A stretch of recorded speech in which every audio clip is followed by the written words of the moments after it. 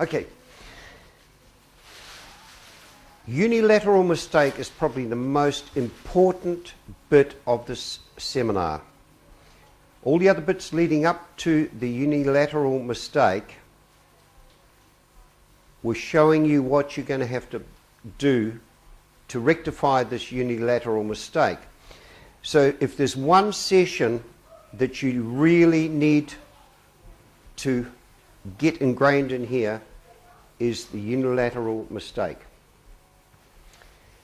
Unilateral mistake is a mistake or misunderstanding as to the terms or effect of a contract made or entertained by one of the parties to it but not by the other. Now, something happened after we were born that we became birthed. There was a contract made up. There was an insurance policy. You all know that we have a insurance policy on our life. We have an endowment policy on our life. In New Zealand, it's worth $250,000 a year. And so when you find these things in your legislation, you can then correct the unilateral mistake and claim to those things when you know how to.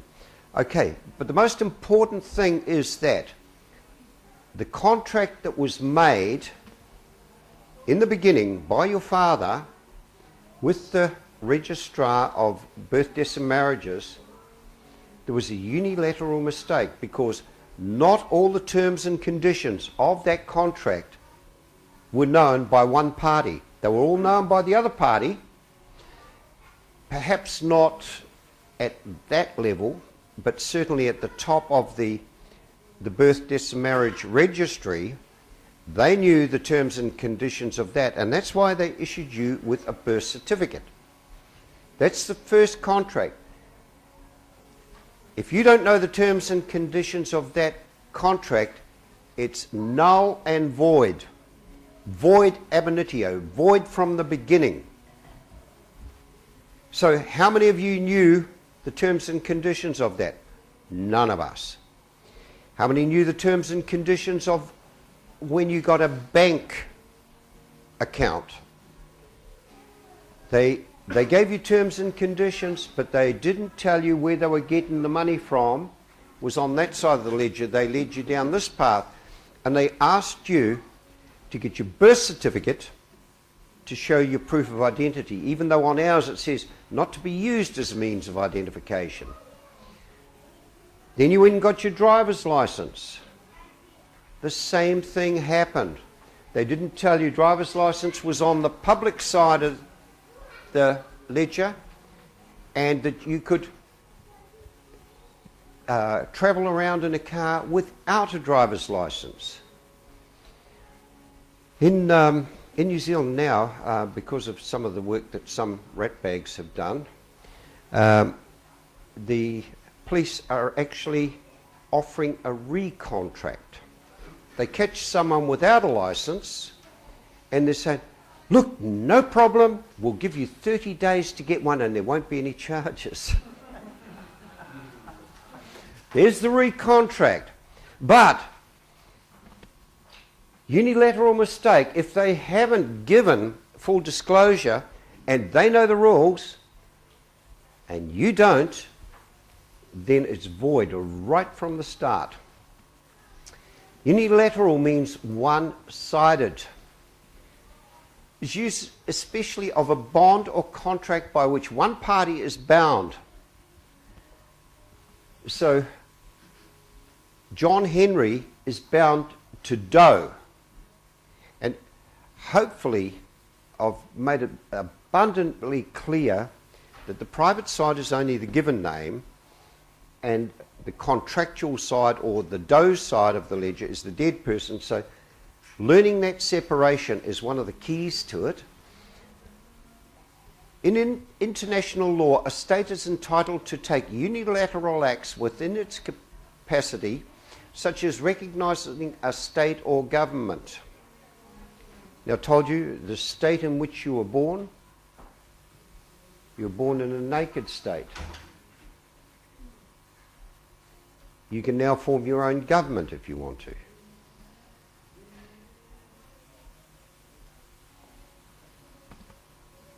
just get over here.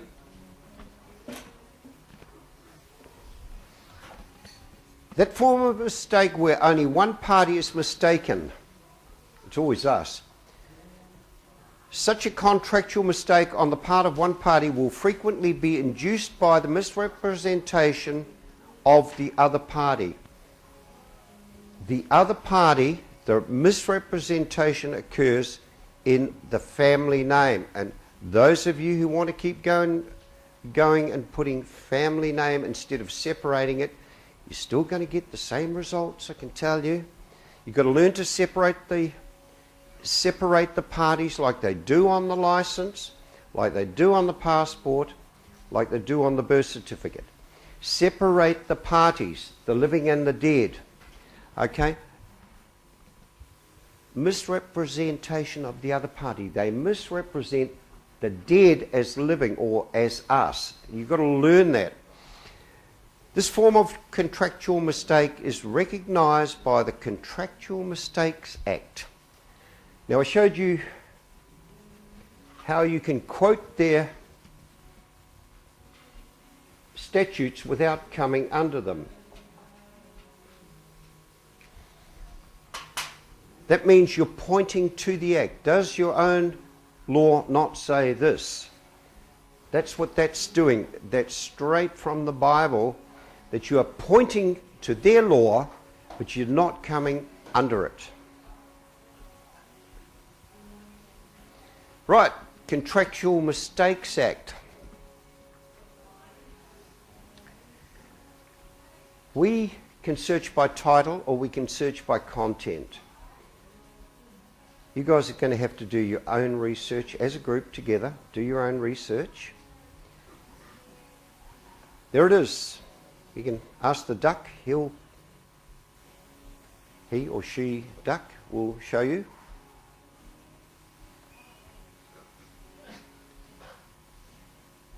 This is our one. Now, all the way through, I've told you that we can get relief. We don't want to be quoting their statutes, but we do want to be pointing them to where it says.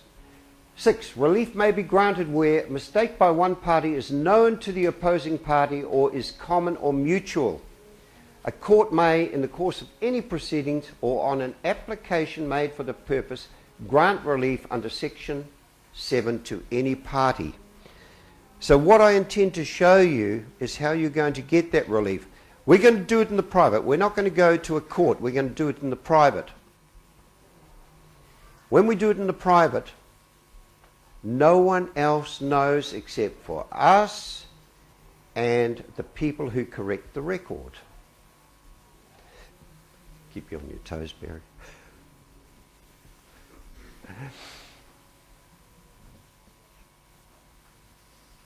That party was influenced in his decision to enter into the contract by a mistake that was material to him, and the existence of the mistake was known to the other party.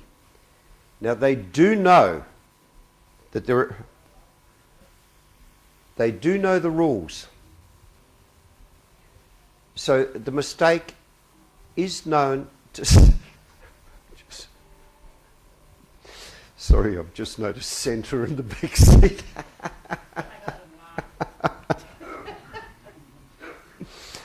Yeah, we've got a dog, we've got a Santa. Okay. Not everyone at that level knows this sort of stuff. But this is our relief, and it comes through they're telling you there. But we're going to do it by a deed, not by a court. Okay, down the bottom here, number 2, for the purposes of an application for relief under Section 7, does not include a mistake in its interpretation. Okay? There's no mistake with interpretation. We were induced into a contract saying, if you don't get a driver's license, we're going to prosecute you. We're going to do this. We're going to do that. The same if you don't register your children. They will tell you there's a fine if you don't register your children. If you don't register your children, the government agency cannot take those children away from you. But they won't tell you that. They just threaten you. This is what's going to happen. So it's not a mistake in the interpretation. Nature of relief. Where by virtue of the provisions of Section 6 the court has power to grant relief to a party to a contract, it may grant relief not only to that party, but also to any party claiming through or under that party. So if we have a look, once again, we had on the living, we have John Henry,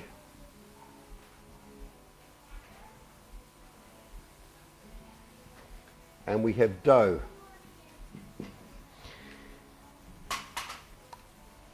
We can claim through the other party, claiming through or under that party. So we get the relief from that one.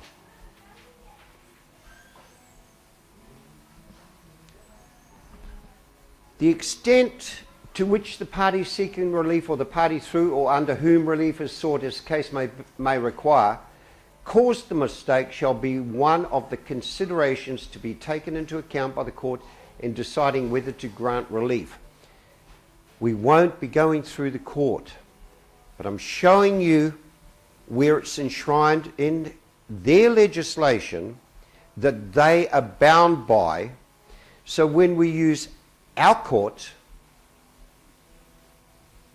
and we give them a copy of our deed, they're bound by it under their law. We're not going to quote their law, we will use that. We will say, look at that. We don't want to use it, but look at that. The court shall have a discretion to make such order as it thinks. Okay?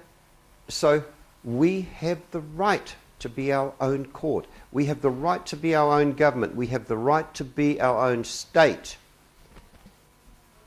I can tell you yesterday watching the football, I was in a drunken state. Led astray by people.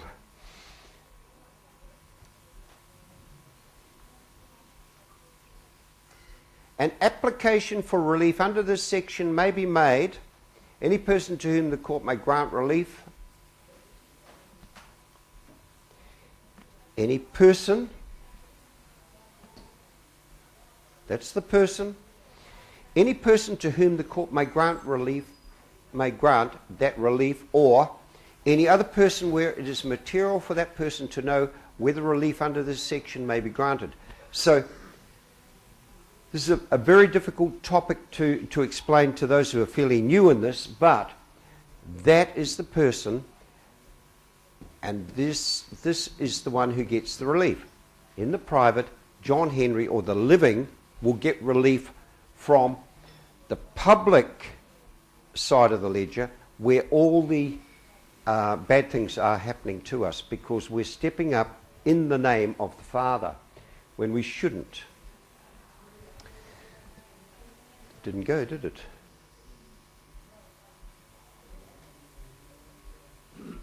Oh, here we go.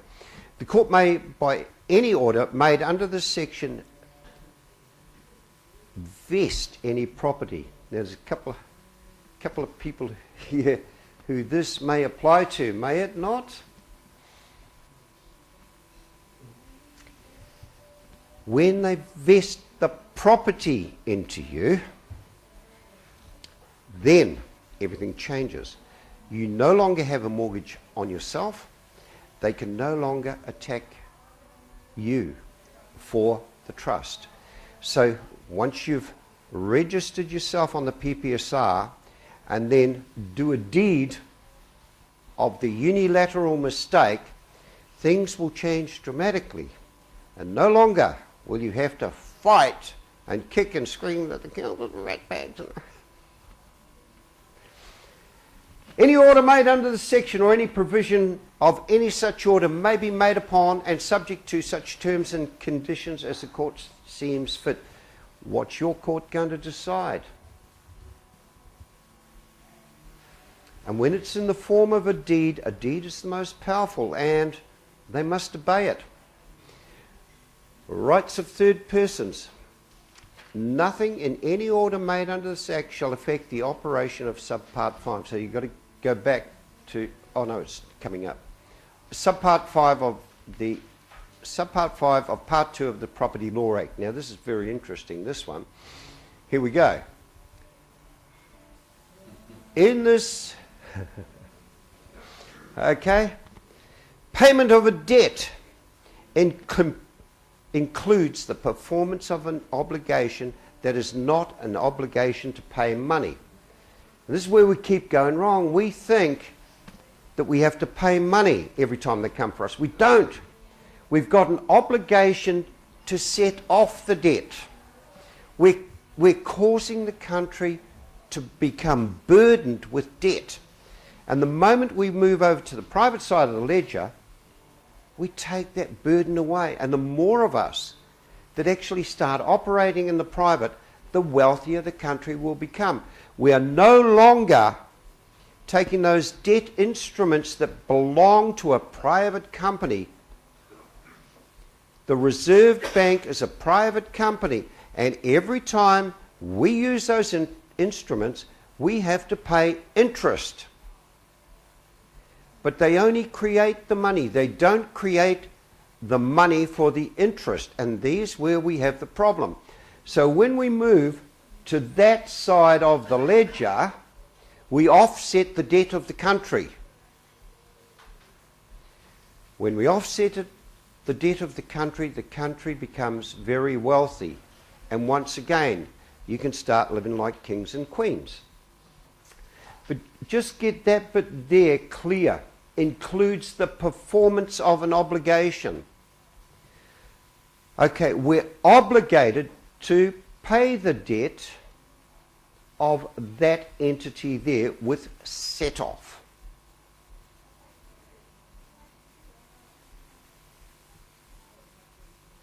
It's not, what happened? It's not an obligation to pay money, and that's where you keep making the same mistake. And you keep getting the same result. What instruments did we use the birth certificate for? We used it for creating a bank account. Oh, have I got my... Oh, I found out. Got to keep your finger back, Bill. Getting a bank account, driver's license, passport. All those things are traded. And if you go on to fidelity.com, no, you can see me fine there. Fidelity.com will show you where they're trading, how much they're trading for. Everything is traded. Now, once you start moving to that side of the ledger, your traders are going to be very disappointed.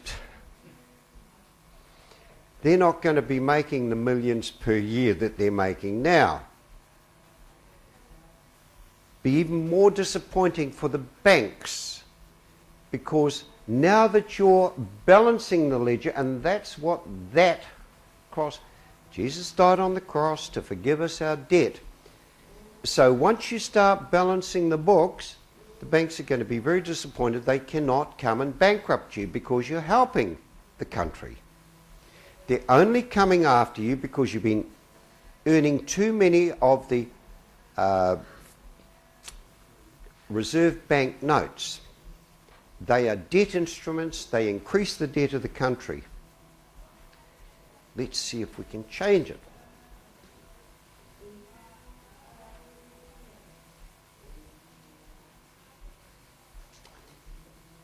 Okay?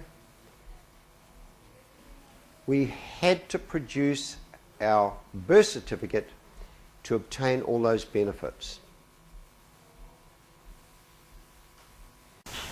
Hi, Dr. Barry here from London News. I hope you enjoyed watching Bill Turner in his fantastic presentation on the law. Now, Bill is not a lawyer, he's just an educator. And I suggest you watch these 3 episodes at least 4 or 5 times each and make notes. Just don't watch it and go, oh, it's great. Go, get the stamps. I'll put the address up where in Melbourne you can get the stamps. Get your rubber stamps made up, as he tells you in the script. Thanks for watching, and please subscribe, because that's pretty important, because a lot of work went in, not just from me, from other people, but putting all this together took 2 or 3 days. So I think it's 17,000 people watched the channel and only 270 something people pressed the button. It's just, it'd be nice to get a little feedback in appreciation, and I really hope that you, as I have learned from it, but watch the over and over again and make notes. Thanks for watching. I'd like to really thank Bill Turner for coming all the way over from New Zealand to Queensland here in Australia and in Melbourne, and I'd like to thank the organisers, Melissa and Darren, for the sound, and all the other people who helped to make this possible. So keep tuned, and then if you wish for further information in relation to the law, go to Bill Turner's New Zealand site. I'll put it up again where to get it, where to look on YouTube, and don't give up. You have rights, as Bill says. If you don't know them, you have no rights at all. Bye for now. Take care.